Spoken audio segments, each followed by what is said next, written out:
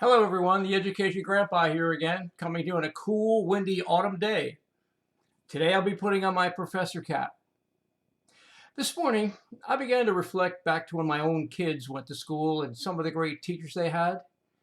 I also thought back to some instances where school influences upon them impacted our family. Parents send their kids to K-12 schools and off to colleges, often in routine fashion. Have you ever considered that our students are being sent to learning institutions with promising young minds, but many come back quite different over time? By different, I mean they have seemed to lost some of the love of learning. Some views on life have changed and shifted, and even personalities seem to have changed. What happens to them? What begins to diminish in them over time? Now, not all students or families go through this. However, there are enough to register concern about this education grandpa. But before we get into all those weeds, if you will, let's have a bit of history hysteria. Do you remember the dangerous Tide Pod trend? Or silly bucket of water, ice water over your head fads? Who remembers back to the days of backward masking when supposedly in music there were satanic hidden messages in the 1980s?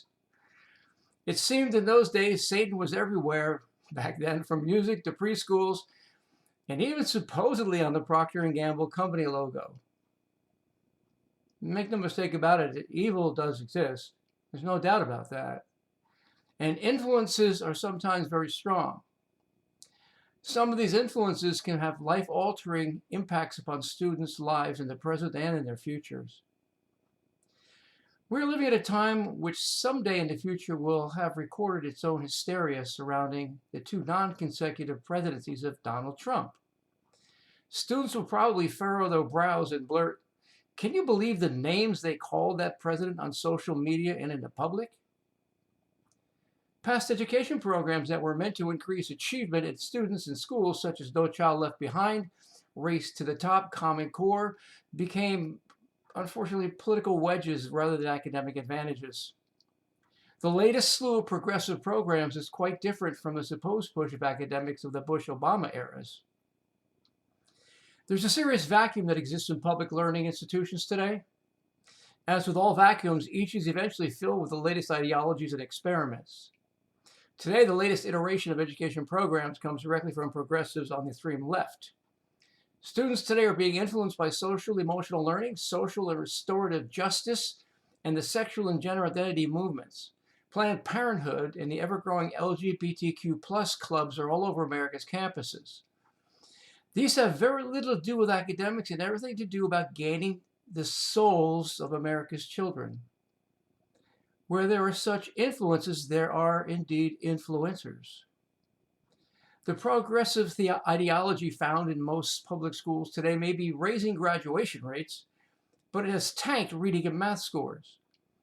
Regardless of the outcome of the 2024 elections, the influence of K-12 education think equity is still the answer to the education issues in America. Right about now, the education grandpa thinks it's a good time to bring some definitions into the conversation. Definitions are good things, after all. See no evil, hear no evil, speak no evil is a Japanese proverb. It's often represented by three monkeys, each covering a different part of his body. Mizaru covers his eyes and means does not see. Kikazoru covers his ears and means does not hear. Iwazaru covers his mouth and means does not speak. This phrase originated in Japan the 17th century and became popular after being carved over the Toshugu Shrine in Nikko, Japan. And if you think about it, no matter what was covered, there still remained an opening for influence. The Cambridge Dictionary defines influence as the power to have an effect on people or things, or a person or thing that is able to act in ways that are good or bad. Merriam-Webster defines it as the power or capacity of causing an effect in indirect or intangible ways, the act or power of producing an effect without apparent exertion of force or direct exercise of command. As an influencer, then, it's a person or a group that can influence the actions or opinions of others. In the context of social media, an influencer, is someone who has a large or engaged following and can generate interest in a product or service by posting about it on social media. So why is all this important? The influences or inputs affect mindsets. If the influences affect worldviews and behaviors, hence the outputs.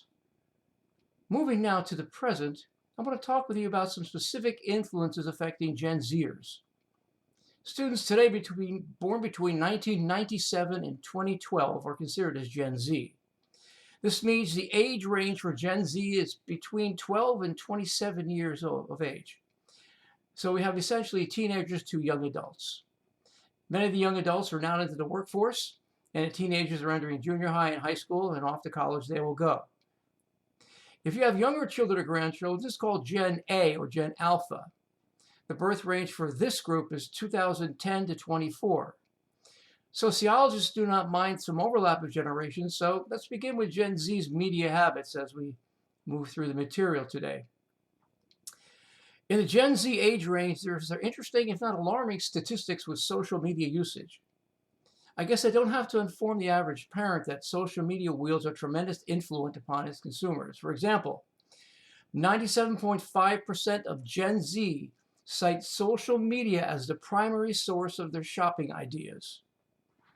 81% of Gen Z discover new products and services through social media. 40% of Gen Z's time is spent streaming videos.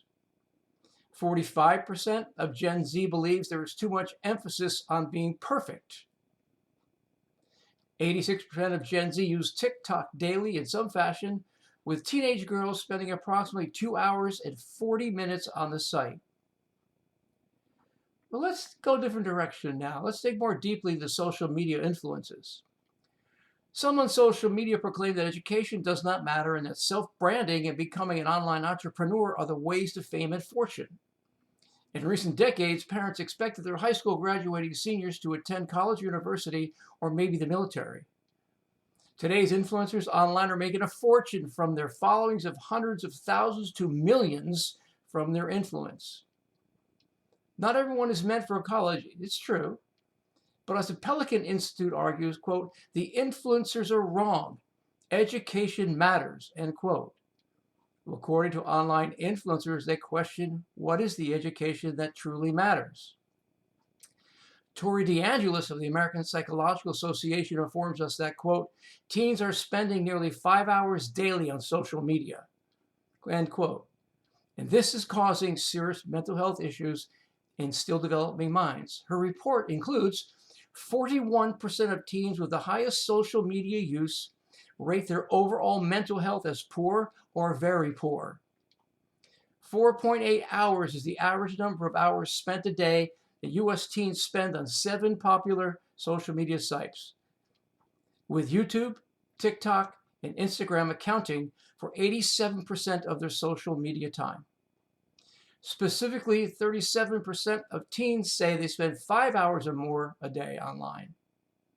60% of the highest frequency social media users who report low parental monitoring and weak parental relationships said they had poor or very poor mental health.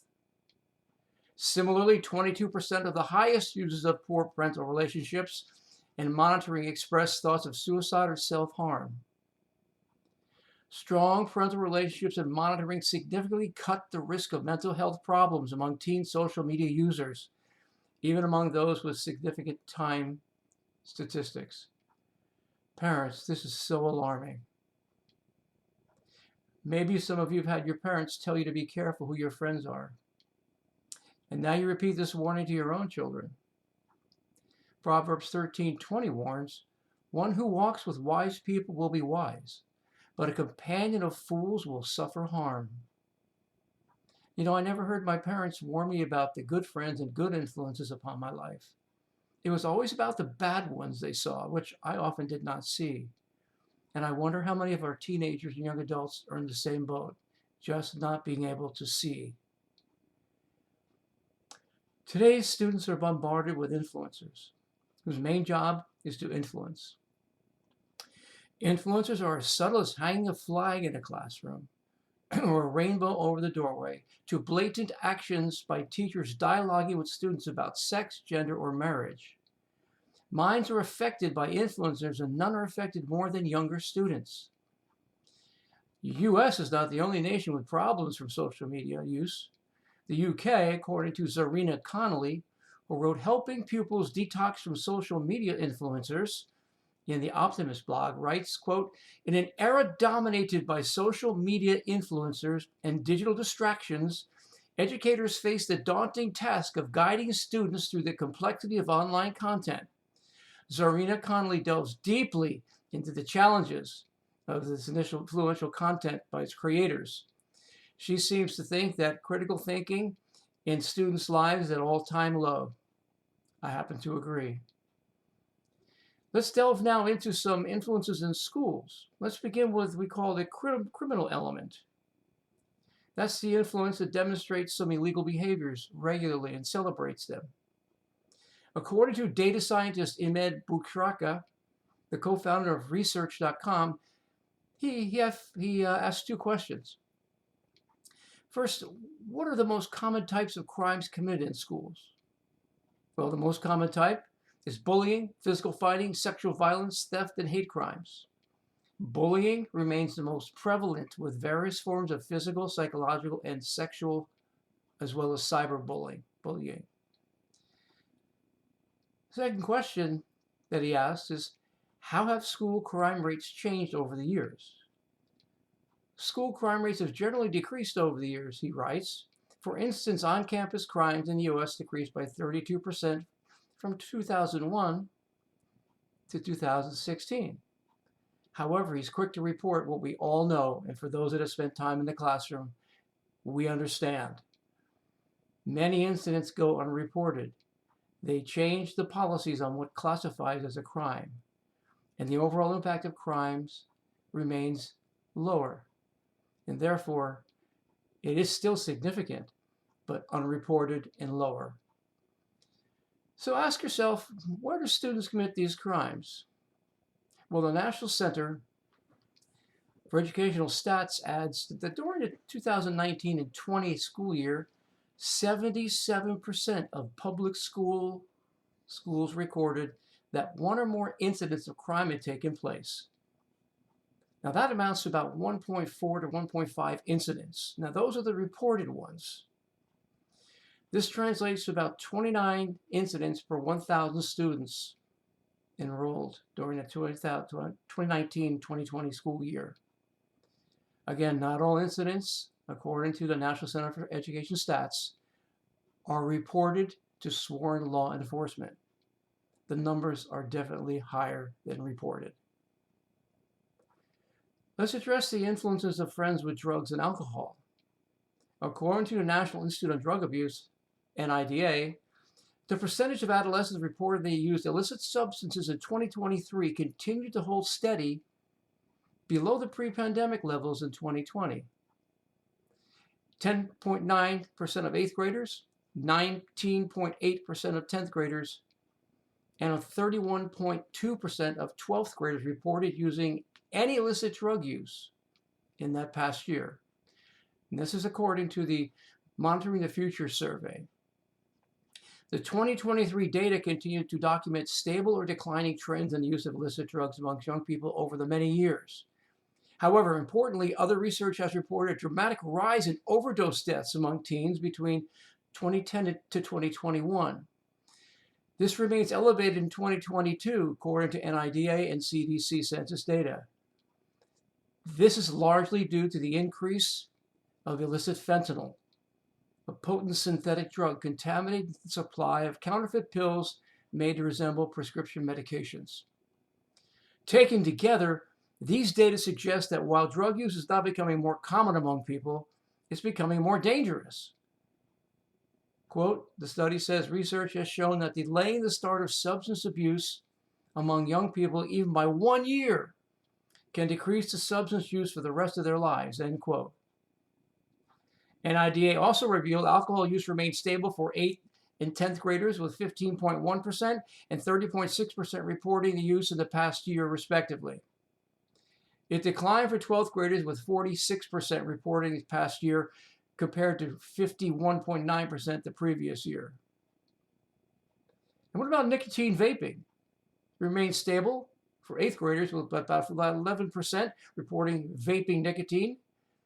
It declined in older grades from 21% to 17% in 10th and 27% to 23% in 12th grade. Maybe some education is starting to help these children make better choices in that area. Cannabis remains stable for all 3 grades surveyed. 8.3% of 8th graders, 17.8% of 10th, and 29% of 12th graders reported using cannabis in the past year. Of note, 6.5% of 8th graders, 13.1% of 10th graders, and 19.6% of 12th graders reported vaping cannabis within the past year. So you see that nicotine, or quote vaping, and cannabis vaping go together. So the numbers are kind of blurred as to which drug we're talking about and which practice we're talking about. Nevertheless, the trend is stable in 2024. And let's not forget the people who spend more hours with students than parents and grandparents on most days of the week. That is, the teachers who influence students. It's no small secret that teachers' unions exploit members to push the far left agenda politically. According to Russ Latino, writing for the Magnolia Tribune, he says, quote, the 2 largest teachers' unions in the United States spend well over 90% of their political contributions on Democratic candidates for office. They simultaneously push a laundry list of progressive causes unrelated to education, end quote. Follow the money and the politics, and the influences flow straight into the classrooms across the land. For example, notice the donations given to the Democratic Party by the American Federation of Teachers and National Education Association.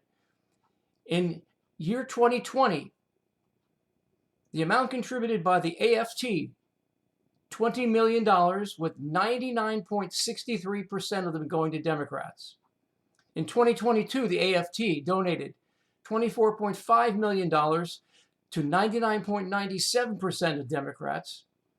And in 2024, $7.3 million went to 99.94% Democrats. The NEA in year 2020, $14.7 million, 96% Democrats. 2022, the NEA, $26 million, 99.23% Democrats. And in 2024, $7.1 million to 97.91% Democrats. The numbers are lower in 2024 because the data was collected earlier in the year. Whether the topic is social justice, white supremacy, diversity, equity, and inclusion, accusations of misogyny, homophobia, transphobia, xenophobia, fascism, LGBT rights, etc., all this appears many students are being influenced by social issues rather than academics. According to the AFT, quote, over the past 4 decades, the nation has seen an explosion of lesbian, gay, bisexual, and transgender activism now touching every college campus, end quote. The union's leadership teams make it clear that public education should exploit teachers and in turn influence students toward fulfilling the progressive political leftist agenda. Thank God not all rank and file feel as the leadership does. Nevertheless, if they're supporting the union, their dues go to these political influencers and influences. However, a great number of rank and file, concerningly, are lockstep with their unions and the far left push for schools. I recall one young lady who was in one of my 2 classes on teacher education. At the beginning of each term, I always ask new students, because it's the first time I'm seeing them and the first time they're seeing me, a major question, why they wanted to become teachers. One young lady in the question proudly stated she was a lesbian and in a lesbian marriage, and that her purpose to be an educator is to be an activist for children's sexuality. I asked, how would the parents feel about that? She said she did not care. More and more teachers are radicalized and are united in purpose for one cause or another. This happens in teacher training institutions, happens in undergraduate programs in humanities. Our kids are being influenced to think differently. Rather than an America united with greatness and prosperity, In a nation turning away from self and toward God, progressives exploit the individual, and in so doing, hope to influence others to the view that one's own identity by label is greater than national unity in the larger sense as Americans. We are a fractured nation and have been influenced to do so and to be so. The sad part is so many of our nation's students now believe things like, my body, my choice, I choose my own gender, love is love, education is not important, same-sex marriage is a normal thing, and there's no such thing as an illegal. And Americans are systemically racist, and those that support President Trump are racist, Nazis, or fascists. We have been influenced and fractured in our nation. So the education grandpa wants to help our students in our nation. What can be done to strike some sort of workable balance between an increasingly toxic environment and protection for younger children? Well, how about a few suggestions? First, those concerned about the influence of social media must come to terms with the addictive qualities of the medium. Young people are feasting on content that fires off excessive dopamine in their brains.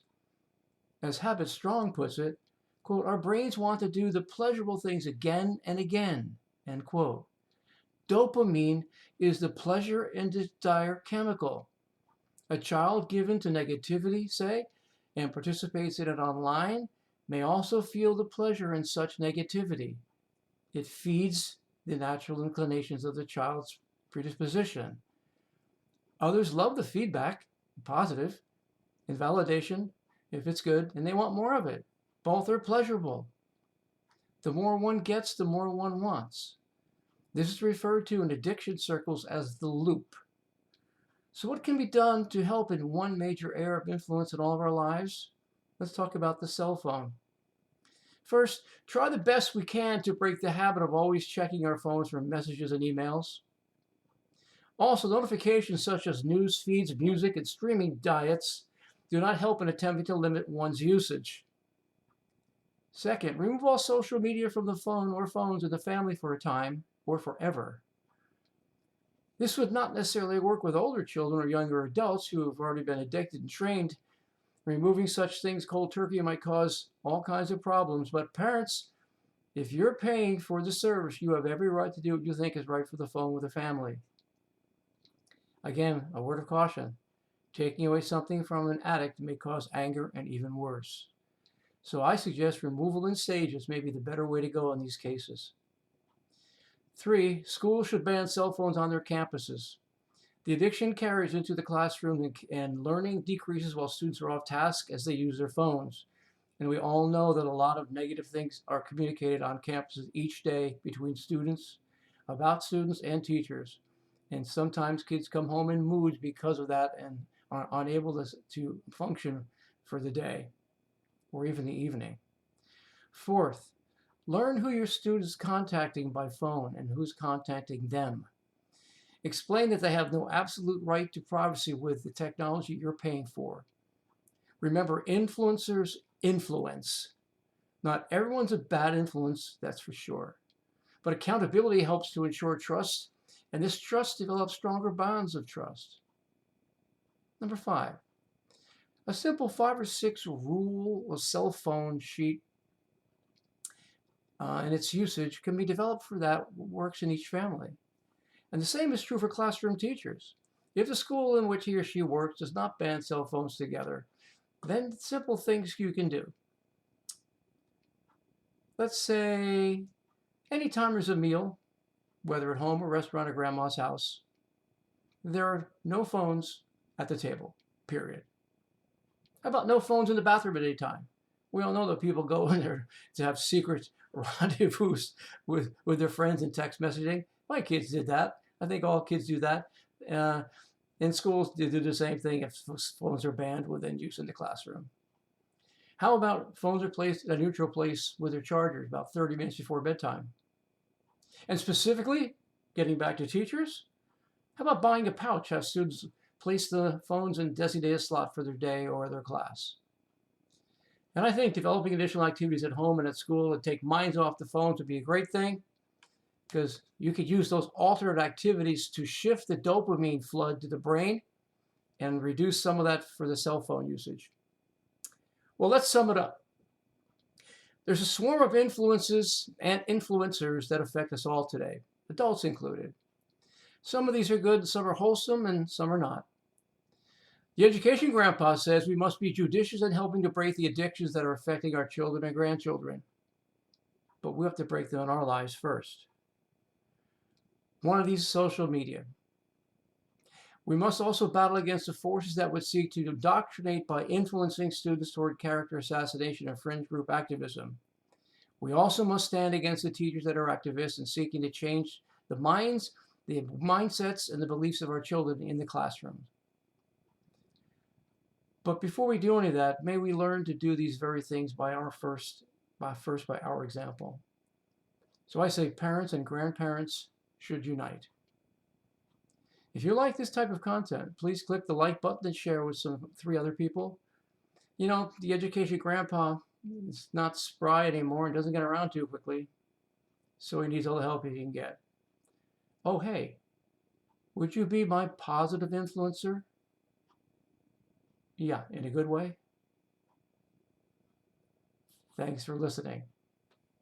Grandparents unite.